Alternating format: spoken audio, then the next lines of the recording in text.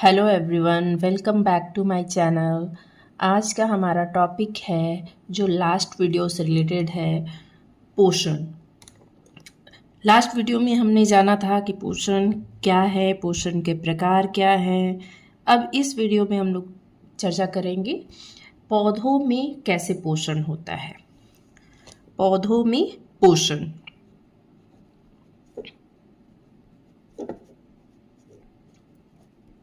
पौधों में पोषण तो हम लोग अच्छे से जानते हैं कि जो पौधे होते हैं, हरे पौधे जो होते हैं वो स्वपोषी होते हैं। मतलब कि वो अपना भोजन स्वयं बनाते हैं। और किस माध्यम से बनाते हैं? तो प्रकाश संश्लेषण के माध्यम से वो भोजन बनाते हैं, प्रकाश संश्लेषण के माध्यम से। वे पौधे जो प्रकाश संश्लेषण नहीं कर पाते हैं, अर्थात कि वो दूसरों पर आश्रित रहते हैं, इस प्रकार के पौधों को दो भागों में बांटा गया है। हम लोग ने जाना था कौन से? मृतजीवी और परजीवी। ये दोनों क्या है कि ये दूसरे पर आश्रित रहते हैं। मृतजीवी जो पौधे होते हैं वो अपना पोषण सड़े गले कार्बनिक पदार्थों से ग्रहण करते हैं, जैसे कि गोबर छत्ता। जबकि जो परजीवी होते हैं वो अपने पोषण के लिए दूसरे पौधे पर आश्रित रहते हैं, जैसे कि अमरबेल।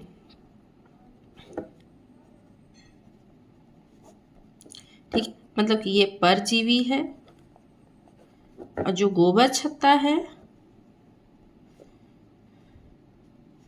वो है मृतजीवी।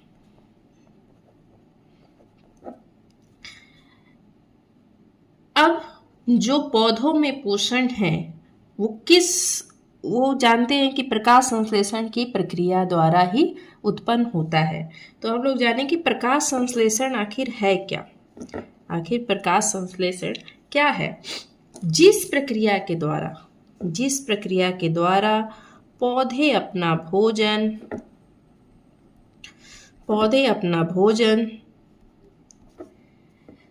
तैयार करते हैं, वो प्रक्रिया क्या कहलाती है?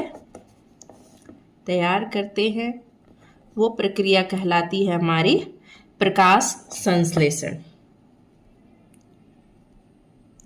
प्रकाश संश्लेषण मतलब जिस प्रक्रिया द्वारा पौधे अपना भोजन तैयार करते हैं वो प्रक्रिया क्या कहलाती है? प्रकाश संश्लेषण।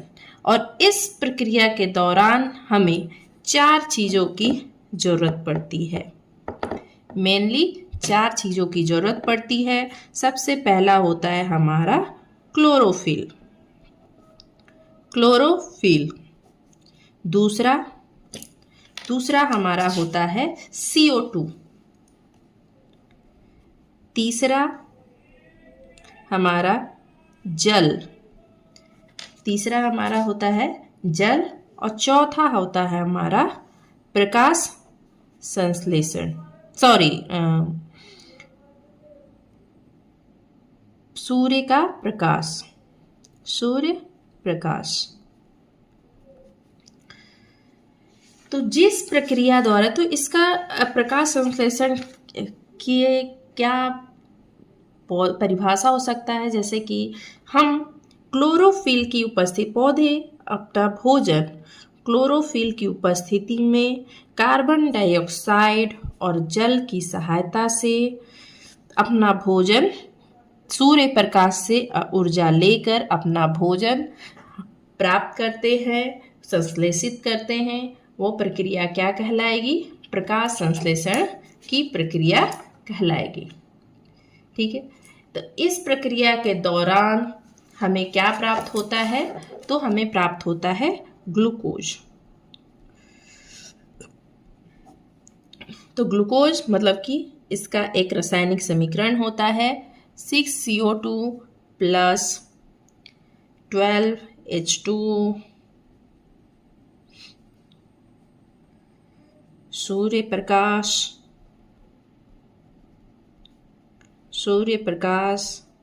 क्लोरोफिल,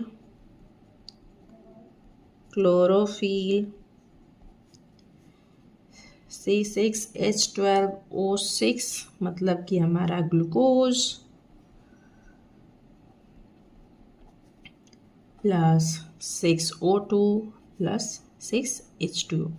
इस प्रक्रिया का मतलब कि प्रकाश संश्लेषण की प्रक्रिया के दौरान हमें क्या प्राप्त हो रहा है, तो ग्लूकोज और ऑक्सीजन ये प्राप्त होता है।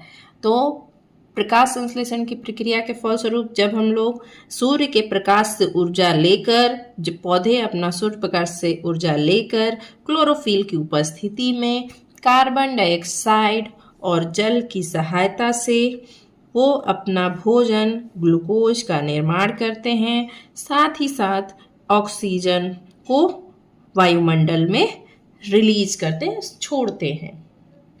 तो इस प्रक्रिया में जो ऑक्सीजन उपोत्पाद के रूप में बनता है वो पौधों द्वारा वायुमंडल में छोड़ा जाता है।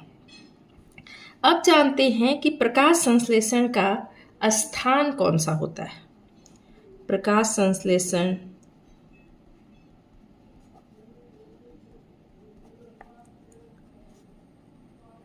स्थान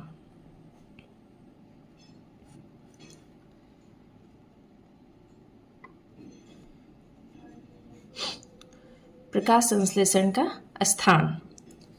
तो प्रकाश संश्लेषण की जो प्रक्रिया है वो आदि से अंत तक कहाँ होती है, तो क्लोरोप्लास्ट में होती है। क्लोरोप्लास्ट में होती है। ये अधिकांशतः जो होते हैं वो पत्तियों के पैलिसेड और स्पंजी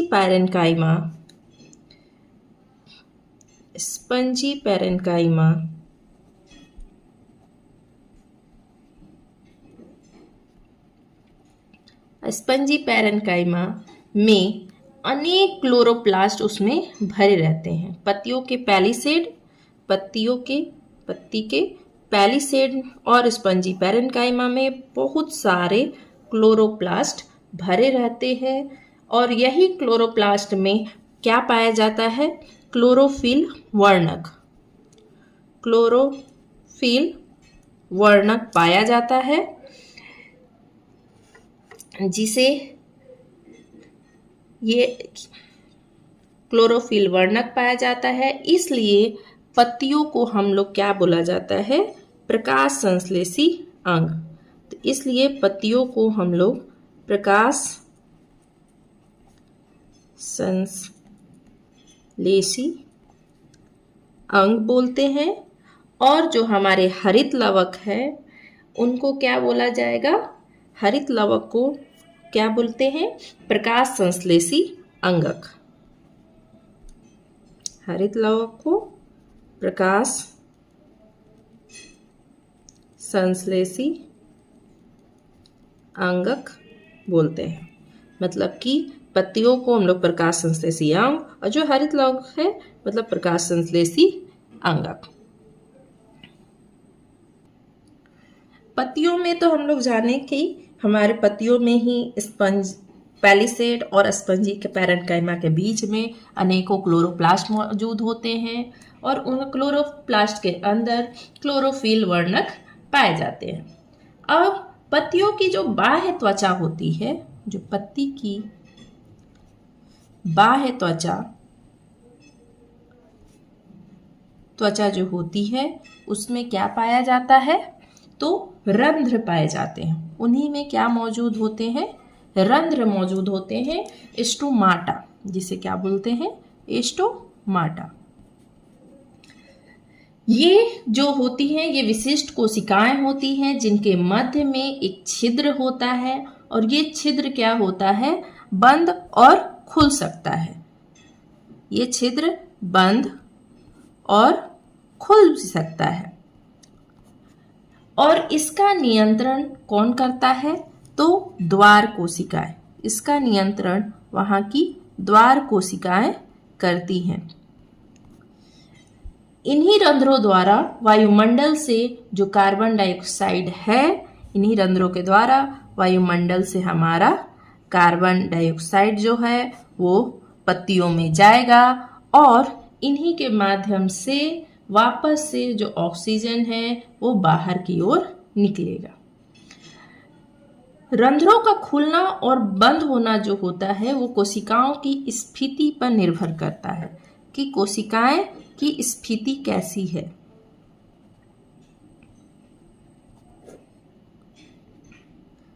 कोशिकाओं की स्थिति कैसी है और जब द्वार कोशिकाएं जब जल को अवशोषित कर लेती है, जब द्वार कोशिकाएं जल को अवशोषित करती हैं तब वो खुल जाता है। जब जल अवशोषित होता है तो वो खुल जाता है और जब जल बाहर निकल जाता है, जल बाहर निकल जाता है तो क्या हो जाता है, बंद हो जाता है। तो पत्ती की बाह्य त्वचा क्या कहलाते हैं, रंध्र है। रंध्र क्या होता है, वो बंद और खुल सकता है और बंद और खुल सकता है तो उसी के माध्यम से जो कार्बन डाइऑक्साइड है, जल है, अवशोषित होगा और वापस से जब जल अवशोषित होगा तब वो खुल जाएगा और जब वो जल बाहर निकल जाएगा तो वो क्या हो जाएगा, बंद हो जाएगा। और इन लोगों का बंद और खुलने का कंट्रोल है हमारा द्वार कोशिकाओं के पास, जिसे गार्ड सेल्स भी बोलते हैं। अब आता है कि जो हमारे प्रकाश संश्लेषण प्रक्रिया के लिए जो आवश्यक घटक है कौन कौन से हैं। पहले तो है हमारा क्लोरोफिल। तो क्लोरोफिल के बारे में अगर बात करें तो हम जानते हैं कि प्रकाश संश्लेषण की जो प्रक्रिया है वो सिर्फ और सिर्फ हरे पादपों में होता है पर वास्तव में पौधे का हरा होना आवश्यक नहीं है, क्योंकि लाल और भूरे रंग के पौधों में भी प्रकाश संश्लेषण की प्रक्रिया होती है, जैसे कुछ समुद्री घास है या फिर पौधे हैं, समुद्री घास या पौधे कुछ, ठीक है। जैसे अतः प्रकाश संश्लेषण प्रक्रिया में पौधे का रंग उतना महत्व नहीं रखता जितना कि उसमें मौजूद क्लोरोफिल। अगर क्लोरोफिल है तो प्रकाश संश्लेषण की प्रक्रिया होगी, अगर क्लोरोफिल नहीं है तो प्रकाश संश्लेषण की प्रक्रिया नहीं होगी। प्रकाश संश्लेषण की प्रक्रिया में अगर क्लोरोफिल है तो प्रकाश संश्लेषण की प्रक्रिया होगी, अगर नहीं है तो प्रकाश संश्लेषण की प्रक्रिया नहीं होगी। इसलिए क्लोरोफिल अणुओं को क्या बोला जाता है, प्रकाश संश्लेषी इकाई। इन्हें बोला जाता है प्रकाश संश्लेषी इकाई। क्यों? क्योंकि इन्हीं से प्रकाश संश्लेषण की प्रक्रिया शुरू होती है। अगर ये रहेंगे तो प्रकाश संश्लेषण की प्रक्रिया होगी, अगर नहीं रहेंगे तो प्रकाश संश्लेषण की प्रक्रिया नहीं होगी। दूसरा हमारा घटक है कार्बन डाइऑक्साइड। तो कार्बन डाइऑक्साइड के बारे में हम जानते हैं कि प्रकाश संश्लेषण की प्रक्रिया के दौरान पौधे क्या करते हैं, कार्बन डाइऑक्साइड को ग्रहण करेंगे और ऑक्सीजन छोड़ेंगे। पौधे CO2 ग्रहण करेंगे एंड ऑक्सीजन छोड़ेंगे, ठीक है। पौधे इस आवश्यक CO2 को कहाँ से प्राप्त करते हैं, तो वातावरण से प्राप्त करते हैं, वातावरण से प्राप्त करेंगे। और हम लोग जानते हैं कि CO2 का सबसे बड़ा भंडार है वायुमंडल, परंतु वायुमंडल में इसके अलावा और भी गैसें अलग अलग मात्रा में मौजूद होती हैं। वायुमंडल में समान रूप से जो कार्बन डाइऑक्साइड है वो सिर्फ और सिर्फ 0.03% है, ठीक है। मतलब कि 10,000 भाग में से बस 3 भाग कार्बन डाइऑक्साइड मौजूद होता है। इसके अलावा जो भी कार्बन डाइऑक्साइड हमें प्राप्त होता है वो लकड़ी, कोयले, ईंधनों के जलने से, जीवाणुओं के अपघटन द्वारा, श्वसन क्रिया में आदि से वायुमंडल में CO2 हमारा मुक्त होता है। तो ये था हमारा दूसरा घटक कार्बन डाइऑक्साइड। अब तीसरा है हमारा जल।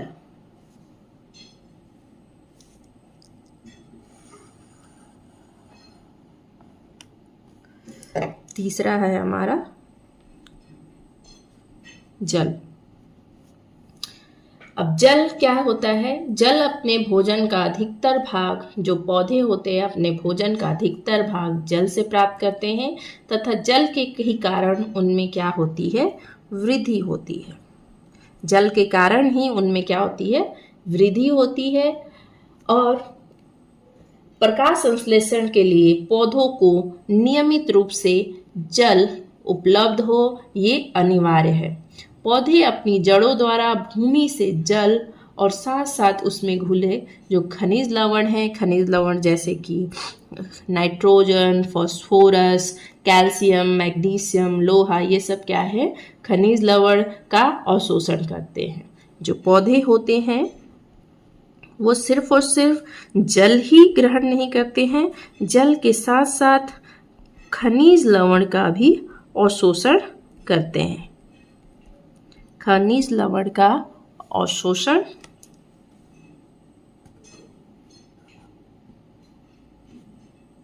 खनिज लवण का अवशोषण करते हैं। ठीक है। जड़ों द्वारा जो भी ग्रहण किया गया जल है वो जाइलम ऊतकों द्वारा पौधे के विभिन्न भागों एवं पत्तियों में जाकर पहुंचता है। जल हमेशा जाइलम द्वारा ही पौधे और उसके विभिन्न भागों में पहुंचता है। इसके बाद जहां प्रकाश संश्लेषण की प्रक्रिया में इसका उपयोग होता है, जलीय पौधे पानी एवं लवणों का अवशोषण अपने बाहरी हिस्से से आसानी से कर लेते हैं। जो भी पौधे होते हैं वो अपने बाहरी हिस्से से अवशोषित करते हैं। इसके बाद बारी आती है, ये बात थी जल की, इसके बाद बारी आती है हमारा लास्ट, सूर्य का प्रकाश। सूर्य प्रकाश। सूर्य प्रकाश से मतलब कि हरे पौधे केवल सूर्य के प्रकाश में ही कार्बन डाइऑक्साइड को शुद्ध करते हैं। जब अगर हमारे पास सूर्य का प्रकाश हो, पौधे इन्हीं के मदद से कार्बन डाइऑक्साइड को क्या करते हैं? शुद्ध करते हैं। सूर्य के प्रकाश अंधेरे में प्रकाश संश्लेषण की प्रक्रिया संपन्न नहीं हो सकती है, क्योंकि सूर्य की रोशनी ही इस प्रक्रिया के लिए आवश्यक ऊर्जा प्रदान करती है। जो भी प्रकाश संश्लेषण की प्रक्रिया में ऊर्जा चाहिए वो और सिर्फ सूर्य के प्रकाश से ही प्राप्त हो सकती है। हरित पौधों में पाए जाने वाले हरित लौकों में मौजूद क्लोरोफिल ही सूर्य प्रकाश में मौजूद सौर ऊर्जा को विपास कर एवं उसे रासायनिक ऊर्जा में बदलकर संश्लेषित ग्लूकोज के अणुओं में इसका समावेश करते हैं। ये क्या करते हैं कि सूर्य प्रकाश, हरे पौधे जो होते हैं, हरे पौधे क्या करते हैं कि हरित लवकों की मदद से, हरित लवक मतलब कि क्लोरोफिल की मदद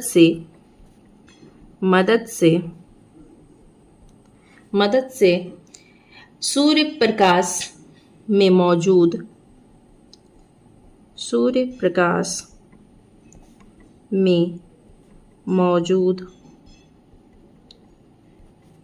सौर ऊर्जा बोले या फिर विकिरण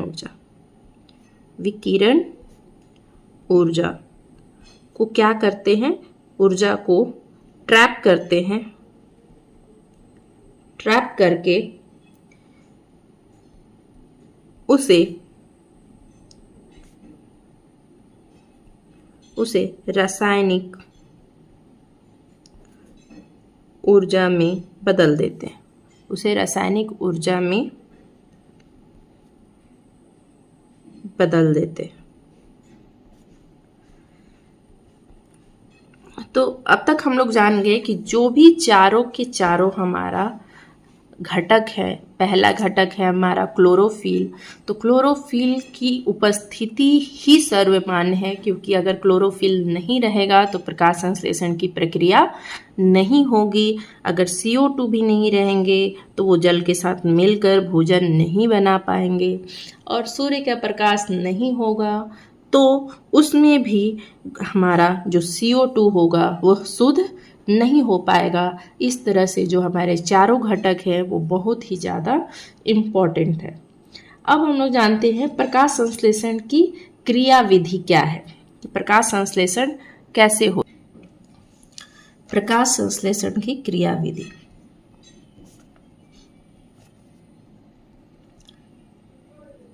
संश्लेषण की क्रियाविधि। तो प्रकाश संश्लेषण की जटिल क्रिया में हरे पौधे विकिरण ऊर्जा को रासायनिक ऊर्जा में बदल देंगे।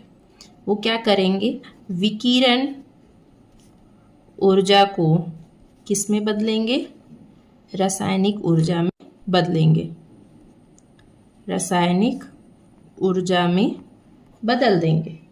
फिर जब सूर्य का प्रकाश हरी पत्ती पर पड़ेगा, सूर्य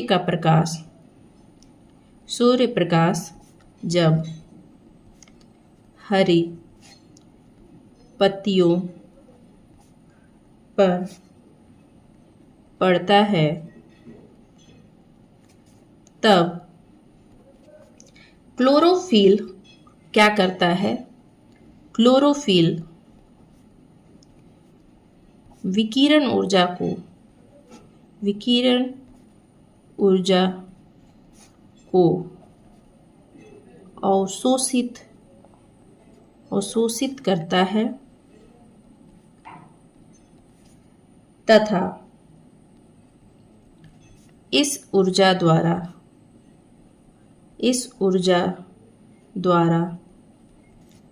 जल को दो भाग हाइड्रोजन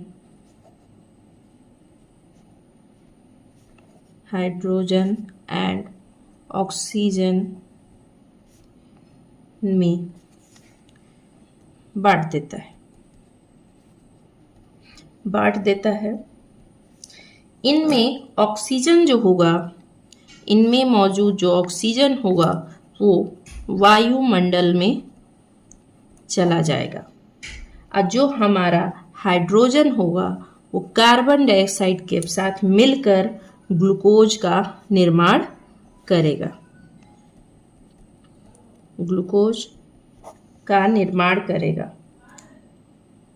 प्रकाश संश्लेषण की पूर्ण क्रियाविधि में प्रकाश की आवश्यकता नहीं पड़ती है, लेकिन प्रकाश जल को विभक्त करने में यानी कि जल का प्रकाशिक अपघटन के लिए आवश्यक है। प्रकाश संश्लेषण के इस प्रथम चरण को क्या बोलते हैं, प्रकाश अभिक्रिया। अगर ये प्रकाश सूर्य के प्रकाश में हो रही है, ये प्रक्रिया सूर्य के प्रकाश में हो रही है तो इसे बोला जाएगा प्रकाशिक अभिक्रिया। और इसके बाद जो वो प्रतिक्रिया के फलस्वरूप प्रकाश अभिक्रिया के उत्पाद का CO2 के अपचयन में काम आता है, जिसके फलस्वरूप जो हमारा ग्लूकोज बन रहा है वो कहलाता है हमारा अप्रकाशिक अभिक्रिया।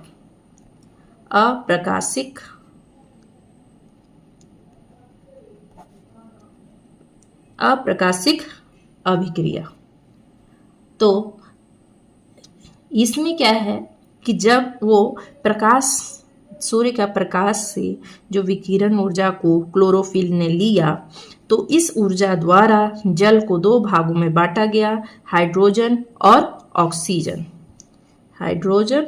ऑक्सीजन।